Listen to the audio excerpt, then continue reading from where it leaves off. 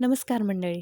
तर जसजशी मुले मोठी होतात, तर त्यांना आई जवळ लागते. म्हणजे जसं बाळ 1 वर्षाचं व्हायला लागलं, ते 2.5 ते 3 वर्षापर्यंत त्यांना आई जवळ लागते.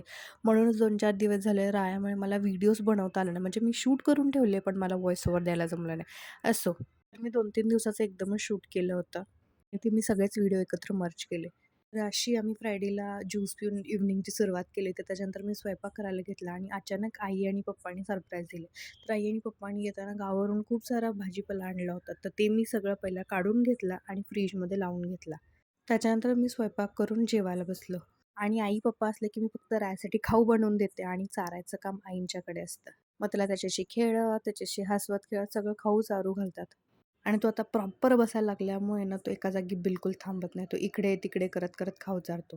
त्याच्यानंतर डायरेक्ट मी रविवारचं शूट घेतलं. रविवारी आमच्याकडे व्हेज बिर्याणीचा बेत होता. त्यासाठी मी सगळी तयारी करून घेतली आणि त्याचबरोबर आज आज म्हणजे संडेला भारत आणि न्यूझीलंडची मॅच पण होती. त्याच्यामुळे आम्ही ते बघत-बघत मी बिर्याणी केली.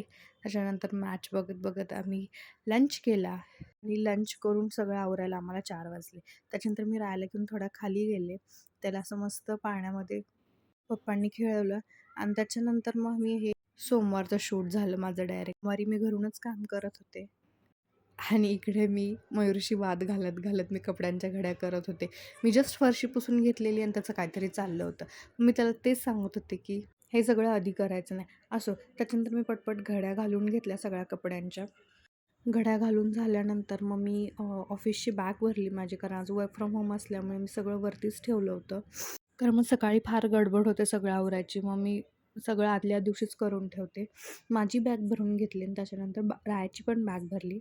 तर रायाच्या बॅगमध्ये सहसा मी 2-3 जोड कपड्याचे देते. त्याच्यानंतर त्याचं मॉइश्चरायझर, तर त्याची नंतर डायपर रॅश क्रीम, ब्लँकेट, त्याचे वेट वाईप्स सगळं मी त्याच्या बॅगमध्ये घालून ठेवते आणि मी त्याला एक्स्ट्राचा खाऊ पण देते. म्हणजे नाचणी किंवा डाळीची खिमटी असं मी त्याला डब्यामध्ये घालून देते.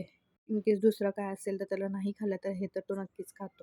त्याच्यानंतर डायपर त्याच्या बॅगमध्ये पॅक करून दिले. त्याचं रुमाल आणि 2 वाईप्स त्याच्यामध्ये टाकून दिले. राया तो पण खालून फिरून आला आणि त्याच्यानंतर तो थोडीशी किरकिर करत होता. मग त्याच्यावर थोडा वेळ मस्ती केली आणि असं इव्हनिंगचा गोड शेवट केला. Thank for watching. बाय.